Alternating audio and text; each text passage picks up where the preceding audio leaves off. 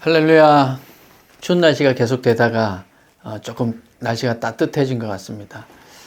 아직 봄은 아니지만 또 여러분 마음도 이렇게 추운 겨울이지만 따뜻하게 또 이웃들과 함께 또 여러분 가족들과 함께 이제 다가온 명절에 또 그렇게 온 가족이 따뜻한 명절 또 화목한 명절 보낼 수 있길 바랍니다. 오늘 함께 나누실 하나님의 말씀은 민수기 31장 25절에서 31절까지 말씀입니다. 민수기 31장 25절에서 31절까지의 말씀을 제가 봉독해 드리겠습니다. 여호와께서 모세에게 말씀하여 이르시되 너는 제사장 엘르아살과 회중의 수령들과 더불어 이 사로잡은 사람들과 짐승들을 계수하고 그 얻은 물건을 반분하여 그 절반은 전쟁에 나갔던 군인들에게 주고 절반은 회중에게 주고 전쟁에 나갔던 군인들은 사람이나 소나 나귀나 양떼의 500분의 1을 여호와께 드릴지니라. 곧 이를 그들의 절반에서 가져다가 여호와의 거제로 제사장 엘르아살에게 주고 또 이스라엘 자손이 받은 절반에서는 사람이나 소나 나귀나 양떼나 각종 짐승 50분의 1을 가져다가 여호와의 성막을 맡은 레위인에게 주라. 모세와 제사장 엘르아살이 여호와께서 모세에게 명령하신 대로 하니라. 아멘. 봉독해드린 말씀으로 오늘은 공평하신 하나님의 기준이라는 제목으로 말씀의 은혜를 나누겠습니다. 오늘 공평하신 하나님 이란 가사가 들어가 있는 찬양을 마음을 다해서 하나님께 올려드렸는데 아주 어릴 때 많이 했던 찬양이었던 것 같습니다. 오래된 찬양. 그러나 부를 때마다 정말 이 찬양을 우리 입술로 고백할 때마다 물론 선율도 좋지만 그 가사가 너무나도 우리의 마음을 뜨겁게 하고 또 하나님을 다시 한번 우리 마음에 새기게 하는 그런 찬양. 나 가진 재물 없으나 라는 가사로 시작되는 이 찬양인 것 같습니다. 오늘 그런 공평하신 하나님, 우리의 가슴을 늘 뜨겁게 하고 우리를 새롭게 하고 불평과 불만이 가득했던 우리의 심령 혹은 왜 이럴까 하며 힘들어했던 우리의 심령, 그 우리의 심령을 늘 하나님은 공평하시다라는 사실만으로도 회복시키시는 그 하나님의 은혜가 오늘 본문 가운데에서도 여러분들에게 전해질 수 있길 바랍니다.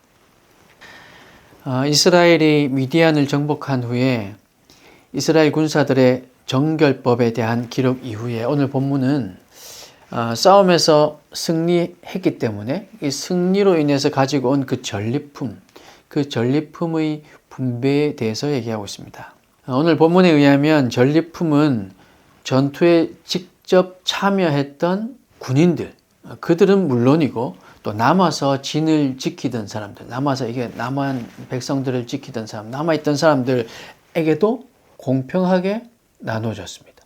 여기서 제가 공평하게라고 얘기를 하긴 했는데 과연 공평한 것인가 또 한번 생각해 볼 필요도 있겠죠. 또한 제사장과 레위인, 이 제사장들을 위해서 그리고 레위인들을 위해서도 또 이것을 배려했다는 사실도 오늘 본문에 기록되어 있습니다.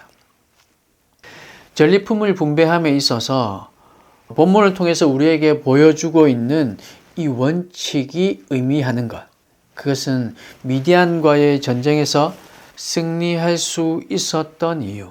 우리 지난주에도 살펴봤지만 이 미디안, 이스라엘 백성들을 음란하게 만들었고 그 이스라엘 백성들의 많은 사람들을 죽음으로 몰아갔던 바알보을 사건의 원흉이었던 이 미디안과의 전쟁, 이 전쟁에서 승리할 수 있었던 이유는 하나님의 인도하심과 간섭하심이었음을 얘기하고 있는 겁니다. 그럴 수밖에 없었던 사실을 지난주 우리 나눴습니다. 여호와의 원수가 곧 이스라엘의 원수였고 그리고 그 지지난주였죠.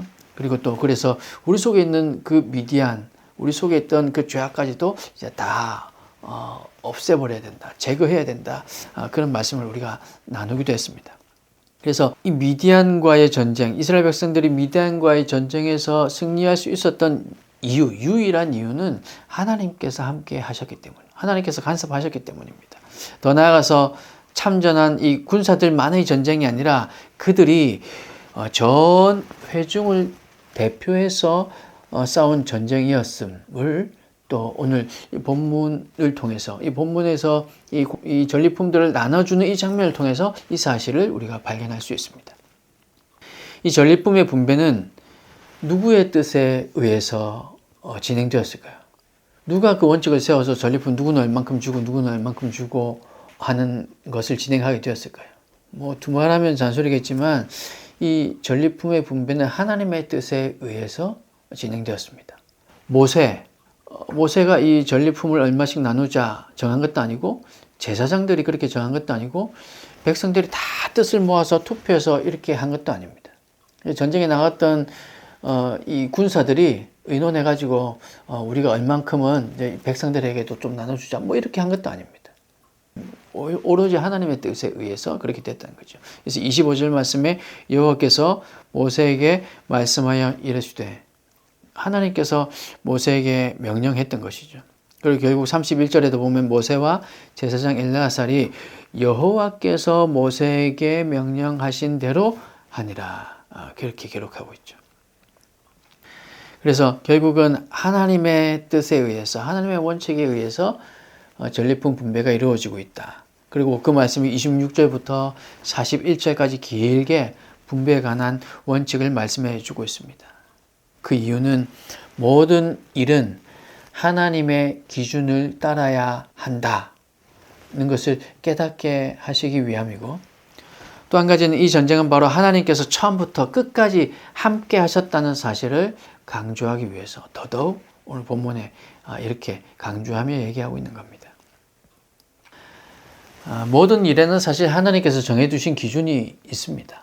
우리가 그 하나님께서 정해두신 그 기준이 무엇인가, 하나님의 뜻이 무엇인가, 우리가 그것을 잘 알지 못하는 것, 그것이 문제일 뿐이지 하나님께서 정해주신 기준은 분명히 있습니다.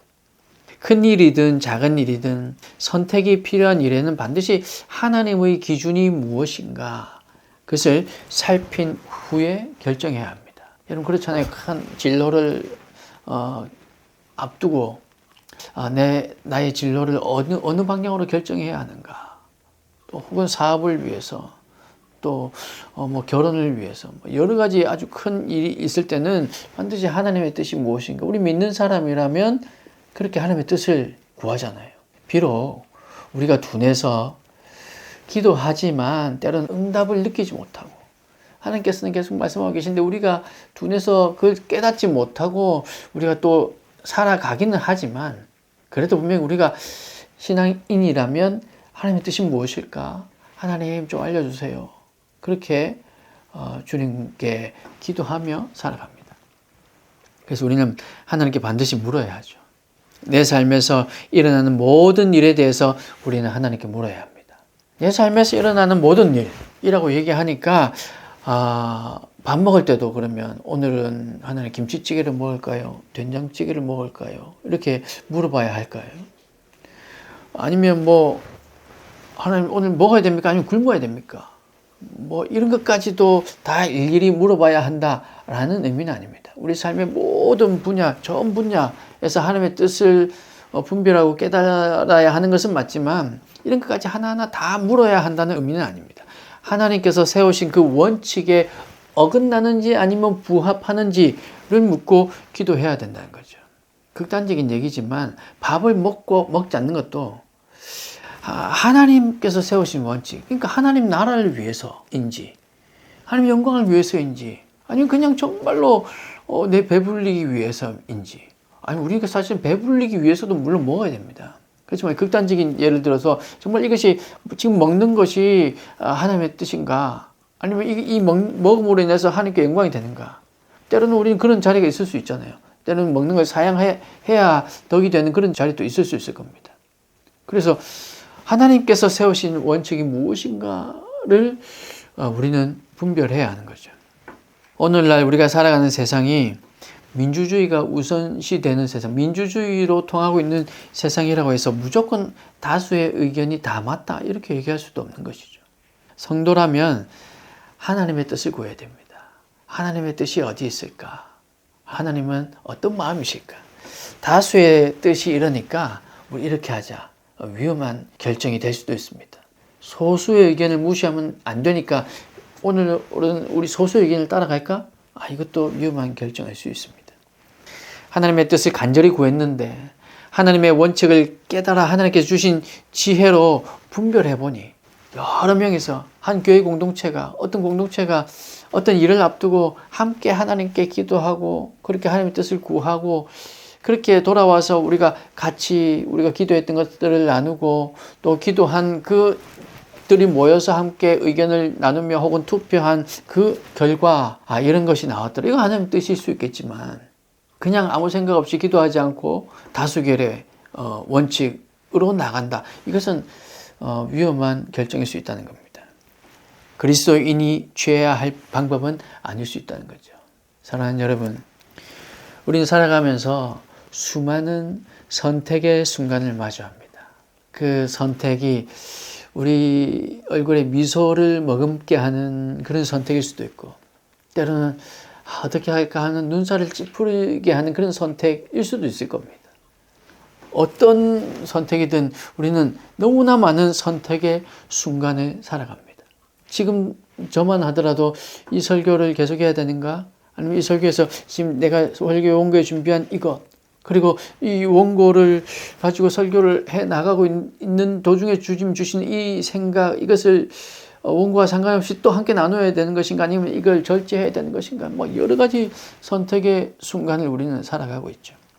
그런데 그때마다 무릎 꿇고 기도하라는 것이 아니라 지금도 하나님 주시는 마음이 있으면 여러분 잠깐만 기다려 주세요 하고 제가 카메라를 벗어나서 잠깐 기도하고 와서 하나님께서 이렇게 이런 마음을 주셨습니다 하고 이렇게 하라는 것이 아니라 우리가 평소에 하나님 아버지의 마음을 알고 있어서 우리가 평소에 주님께 속해 있어서 우리가 평소에 이 하나님의 말씀이 우리 마음, 우리 심령 속에 계속해서 녹아 있어서 그래서 하나님의 뜻을 하나님의 마음을 분별하고 깨달을 수 있어야 한다는 거죠. 하나님의 말씀에 순종함으로 결정할 수 있어야 한다는 겁니다. 그러기 위해서 여러분 기도의 자리에 나와서 하나님 앞에 하나님 이것이 어떤 것입니까? 이것은 어떻습니까? 그리고 하나님의 말씀을 들으며 그 말씀을 새기며 주님 앞에 기도하는 것. 그래서 여러분이 주님 앞에 나와서 기도하는 삶이 되시리라 믿습니다. 이 선택의 순간에서 우리는 하나님께 좋게 할 것인가 아니면 사람에게 좋게 할 것인가 고민하고 결정하게 됩니다.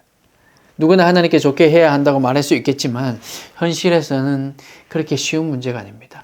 하나님께 좋게 해야 되는 건 너무너무 잘 알고 있지만 그러나 이것을 선택하면 이것은 포기해야 되기 때문이죠. 두 개를 다 가지고 갈 수가 없기 때문입니다. 하나님을 택하면 적어도 그 순간에는 사람을 잠시지만 포기해야 됩니다. 사람의 뜻, 우리의 생각을 포기해야 되는 거죠. 반대로 사람을 선택하면 적어도 그 일에 있어서는 입에도 담기 죄송한 하나님을 잠깐이라도 포기해야 되는 거죠. 하나님의 뜻을 그냥 덮어둬야 하는 겁니다. 예수님께 나와 영생에 관해 묻던 젊은 관원의 이야기를 여러분 아실 겁니다. 그 젊은 관원이 예수님의 말씀에 결정하지 못하고 해결하지 못하고 근심하며 돌아갔던 이유가 둘 중 하나를 포기해야 하는데 그것이 너무나도 어려웠기 때문이죠. 예수님을 따라야 한다는 것 알았지만 그러려니 포기해야 되는 돈이 너무 많았던 겁니다. 우리는 살아가다 보면 이보다 더한 것들을 하나님께 내놓아야 할 때가 있습니다. 저는 가진 게 없는데요. 그런데 가진 게 없는 우리임에도 불구하고 그 부자 청년이 느꼈던 그 정도의 무게감으로 우리에게 포기를 요구하실 때, 선택을 요구하실 때가 있다는 거죠. 때로는 생명을 요구하실 때도 있고 다시는 돌아올 수 없는 소중한 그 시간을 우리에게 요구하실 때도 있고 다시는 만날 수 없을지도 모르는 그런 사람을 요구하실 때도 있을 겁니다. 그러나 우리는 그때라도 주님의 뜻을 따라 사실 우리 얼굴에 미소가 지어지진 않겠지만 그럼에도 불구하고 주님의 뜻에 따라 하나님의 말씀에 따라 하나님을 선택하고 하나님 편에 서게 되는 저와 여러분이 되시기를 간절히 소망합니다. 그 하나님의 기준, 오늘 하나님께서 모세를 통해서 이 전리품을 분배하라고 하셨던 그리고 어떻게 분배하라고 하셨던 그 하나님의 그 기준, 그 방법이 오늘날 구체적인 것은 다르지만 우리 심령에게도 새겨져서 하나님의 기준대로 하나님의 뜻대로 하나님의 음성을 듣고 그 하나님의 마음으로 선택하고 그 기준에 맞춰 살아갈 수 있길 간절히 소망합니다.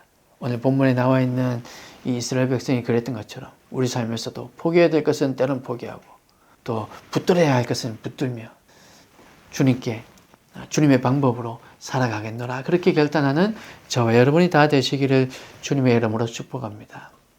이제 구체적으로 전리품을 나누는 그 장면으로 들어가 보면요. 전리품은 둘로 나누라고 하십니다. 절반은 전쟁에 참여한 군인들에게 그리고 나머지 절반은 회중에게 주라고 합니다. 이렇게 반반 공평하게 딱 나눴으니까 공평하다 생각이 되지만요. 조금만 깊이 생각해 보면 정말 공평한가 싶습니다. 왜 그럴까요? 군인은 숫자가 얼마입니까? 오늘 이 전쟁에 나왔던 군인은 12,000명입니다. 회중은 여러분 몇 명입니까? 회중이 12,000명입니까? 회중은 여러분 아시는 것처럼 60만 대군입니다. 그런데 12,000명에게 반, 그 나머지 60만에게 반. 여러분 이거는 공평한 것이 아닐 수 있습니다. 아닌 것 같습니다. 그리고 그렇게 반을 준 것 중에서 또 이 군인들에게 준 그 절반 가운데에서는 500분의 1. 500분의 1이면 여러분에게 크게 느껴집니까? 적게 느껴집니까? 아무튼 그 500분의 1을 떼서 제사장이 주라고 합니다. 근데 회중에게는 60만에게 그 절반을 줬는데 그것마저도 그 절반 중에서는 50분의 1. 아까 500분의 1에 비해서는 50분의 1이 적을까요? 많을까요? 이거 빨리 대답이 안 되면 산수를 다시 배워야 되는데. 제사장들에게 줬던 거 500분의 1. 이 군인들에게 줬던 거 절반 중에 500분의 1. 회중들에게 준 것 중에서 50분의 1. 그러면 이 군인들에게서 떼간 것보다 거의가 아니 정확하게 10배, 10배나 되는 양을 떼서 레위인들에게 주라고 하십니다. 12,000명에게 절반을 그리고 500분의 1만 바치면 된다. 회중에게는 그 많은 60만에게 절반을 줬는데 그마저도 그 중에서 50분의 1이나 되는 양을 레위인에게 주라. 어떻게 보면 분명히 우리가 산술적으로 보기에는 공평한 것이 아닙니다. 공평하지 않습니다. 너무 차이가 많이 나죠. 그런데 하나님의 공평은 물질의 양 혹은 숫자에 있는 것이 아니었습니다. 여러분 그렇게 알고 계시죠? 하나님 주신 우리에게 은혜, 그걸 물질로 혹은 양으로 그 똑같은 은혜가 나에게 혹은 내 옆 사람에게 똑같이 느껴질까? 그것도 물론 다를 겁니다. 그래서 하나님의 공평은 물질의 양이나 숫자로 판단할 수 있고 구별할 수 있지 않습니다. 만약에 그렇다면 하나님 나라와 가장 가까운 나라는 어쩌면 공산국가가 되지 않을까 생각됩니다. 똑같이 분배한다고 하니까요. 물론 실질적으로도 그렇지 않겠지만. 그런데 오늘 이 본문은 그러니까 결국은 여기가 많고 여기는 적지만 결국은 마음으로는 똑같다는 거구나 라는 말이 아니라 사실은 하나님께서 말씀하신 이 공평은요, 몸도 마음도 다 이해할 수 있는 공평입니다. 얼핏 보면 이게 또 불공평한 것 같지만 또 사실 그렇지도 않다는 거죠. 군인들은 비록 12,000명이라 할지라도 목숨을 걸고 전쟁에 나가서 싸웠기 때문에 전리품님의 그 절반을 받을 자격이 충분하다는 거죠. 여기에는 숫자의 계산뿐만 아니라 요즘 흔히들 이런 얘기 하더라고요. 가심비, 가성비가 아닌 가심비. 내 마음에 흡족하면 충분하다. 이 가격이 가성비가 좋진 않지만 내 마음에 흡족하면 그러면 가심비는 충분하다. 이런 얘기도 하던데. 그래서 그 군인들은 목숨 걸고 나갔기 때문에 그들에게 절반 주어지는 거 충분히 의미가 있다. 하나님께서 그렇게 보고 계신 거죠.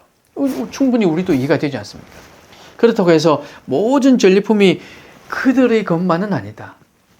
전쟁에는 12,000명의 군인들만 나갔지만 그러나 그것은 이스라엘의 대표였으며 나머지 사람들도 후방에서 가족들과 이 진을 지킴으로 인해서 전쟁에 나간 것과 마찬가지라는 의미에서 또 그들이 절반을 받을 만했다라는 거죠. 또한 군인들의 500분의 1, 군인들에게서는 겨우 500분의 1만 받아갖고 여기 회중들에게서는 50분의 1을 받아갔는데 이 500분의 1은 제사장들에게 주어졌습니다. 그리고 50분의 1은 레위인들에게 주어졌어요. 제사장과 레위인의 숫자를 따져보면요, 정확하게 이때 당시의 숫자는 얼마인지는 모르겠지만 레위인들이 훨씬 많습니다. 그래서 하나님께서 그 레위인들에게 10배의 양을 준 거죠. 아마 동일하게 비슷하게 아마 돌아갔을 겁니다. 이것 역시 하나님께서 배려하고 계신 공평이라고 우리는 생각해 볼 수 있을 겁니다. 사랑하는 여러분, 우리가 이렇게 믿는 하나님은 공평하신 하나님입니다. 늘 그렇게 믿습니다. 때로는 우리가 살다 보니까 공평하지 않은 것 같아. 저도 그럴 때가 얼마나 많은지 모릅니다. 근데 그것은 산술적으로 보기 때문에, 가심비를 생각하지 않기 때문에 하나님께서는 우리에게 그럴 만한 우리 마음들, 우리 환경들, 우리 모든 것들을 다 고려해서 우리에게 주시는데, 우리에게 허락하시는데 우리는 그것까지 계산하지 못하고 헤아리지 못하니까 공평하지 않다, 그렇게 생각이 되는 게 아닌가 싶습니다. 우리의 처지와 상황을 살피시는 분입니다. 나보다 나를 더 잘 아시는 분입니다. 그래서 지금 내 처지가 왜 이럴까 고민하며 좌절할 것이 아니라 지금 나에게 주어진 것이 하나님께서 주신 가장 공평한 분배라는 것을 우리 믿어야 합니다. 여러분, 사실 그냥 자꾸 믿으라고 하니까 정말 저는 그렇게 안 믿어지는데요 라는 생각이 들 수 있을 겁니다. 저도 그랬으니까요. 그런데요, 우리 하나님은 분명히 그렇게 공평하신 하나님이고, 나에게 주어진 것, 일시적으로는 고난이 오고 일시적으로는 그게 공평해 보이지 않을 수 있지만 시간이 많이 흐른 후에 우리 전생을 돌아봤을 때는 그 분명히 공평하신 하나님의 은혜였음을 고백하게 될 것입니다. 우리 이것을 믿어야 돼요. 지금 이 순간은 때로는 뭔가 좀 이것 아닌데 싶을 때도 있을 겁니다. 우리 삶에 굴곡이 있을 거니까요. 근데 우리가 삶을 다 살고 나중에 뒤를 돌아봤을 때는 그래서 공평했구나 하는 걸 깨달을 수 있게 될 겁니다. 저는 이것을 믿습니다. 그러니 지금 이 순간이 조금 불공평해 보여도 전체적으로 내 삶은 하나님께서 반드시 공평한 삶으로 이끌어 가실 거예요.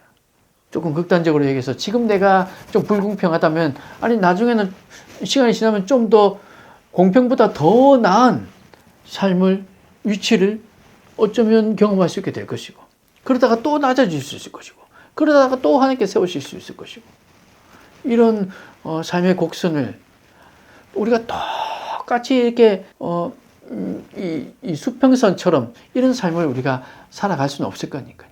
그래서 우리 전 삶을 돌아볼 때 분명히 하나님께서 우리에게 공평한 삶 허락하실 거라 그렇게 믿고, 오늘 우리에게 주어진 것, 또 내일 우리에게 다가올 것, 여러분 힘을 내셔서 지금은 좀 부족할 수 있지만, 혹 반대로 지금 나에게 넘치고 넘치지만 어쩌면 곧 낮아질 수 있겠구나, 어쩌면 곧 내가 높아질 수 있겠구나 하는 것들을 또 우리가 마음에 새기면서 넉넉한 마음으로 공평하신 하나님을 우리 마음속에 새기고 그 하나님을 믿고 의지하는 저와 여러분 될 수 있기를 간절히 소망합니다. 오늘도 그리고 이번 한 주도 이 마음으로 공평하신 하나님이심을 믿고 우리에게 주시는 말씀을 분명한 삶의 기준으로 삼아서 내가 무엇을 하든 하나님의 기준이 무엇인가를 묻고, 그래서 그 하나님의 마음으로 그 하나님의 기준대로 살겠노라 결단하고, 그래서 하나님과 동행하는 이번 한 주도 공평하신 하나님을 그렇게 체험하는 저와 여러분이 다 되시기를